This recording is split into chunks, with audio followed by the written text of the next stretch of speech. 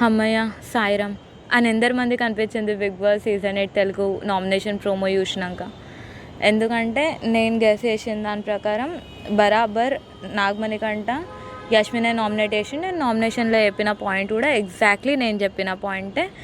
And నేను ఎందుకు ఆ పాయింట్ రైట్ అంటున్నా, ఆ పాయింట్ పెట్టాలంటున్నా అంటే I feel that point is very fair enough. ఎందుకంటే ఆ ఇన్సిడెంట్ జరిగినప్పుడు నాగమణికంట అంటాడు, ఓళ్ళు అట్లా అంటుళ్ళు, ఓళ్ళు అన్నారు అట్లా, అట్లా అన్నోళ్ళు అట్లా అనకుల్లి, నాకు నచ్చది, బౌండరీస్ పెట్టుకోండి, బౌండరీస్ క్రాస్ ఎత్తుళ్ళు అని అన్నప్పుడు if Yashmi had the courage or Yashmi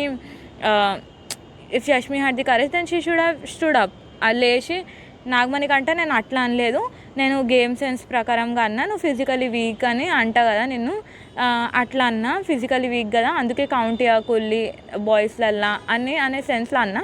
నువ్వు ఒకవేళ దాన్ని వేరే సెన్స్లో తీసుకుంటే I'm very sorry, don't take it to your heart, అర్థం చేసుకో, నా ఇంటెన్షన్స్ అది కాదు అని అక్కడనే యష్మి నాగమణికంటతో అంటే, లేకపోతే అది అయిపోయినాక తర్వాత కూడా ఎప్పుడన్నా ఛాన్స్ దొరికినప్పుడు ఫ్రీ ఉన్నప్పుడు అని అంటే మంచిగా ఉండేది.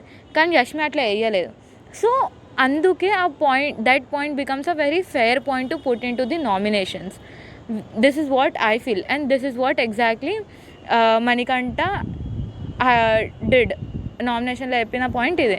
అండ్ నాకు కూడా ఏమనిపించిందంటే బిగ్ బాస్ వాళ్ళు కూడా ఆ వీడియో అందుకే చూపెట్టిల్లు, హింట్ లెక్క, అంటే నామినేషన్స్కి ఒక పాయింట్ ఇచ్చినట్టు చూపెట్టిల్లు. అండ్ నాగమణికంటే మంచి క్యాచ్ చేసి అదే పాయింట్ నామినేషన్లో పెట్టిండు, which I feel is good. And నైనికాకి చెప్పిన పాయింట్ కూడా నువ్వు ఎక్కువ పార్టిసిపేట్ చేస్తలేవు, అది కూడా 200% కరెక్ట్ అని నాగార్జున సరే వీకెండ్ నాడు చెప్పిండు. సో ఆడ ఆర్గ్యుమెంట్ చేసేంత కూడా ఏం లేదు. ఫిర్బీ వాళ్ళు యష్మి బాగా ట్రై చేసింది, నైనిక ఏదో తన వర్జన్ తను చెప్పింది, మనకంటే కూడా మంచిగా డిఫెండ్ చేసిండు. నామినేషన్ అంతా super, very good.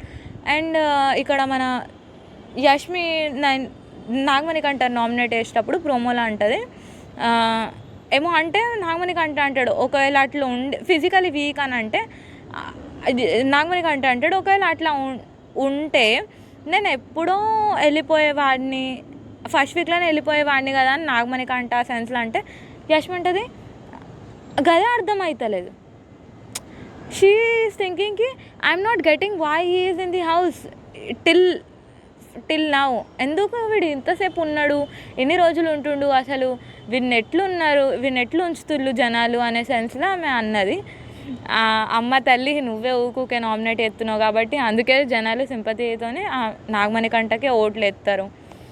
And at sympathy అని కాదు, he is also playing but Yashmi is trying to prove that he is not playing, which is not true. No, if you are trying to prove something which is not true, people will definitely not consider, people will consider what is right.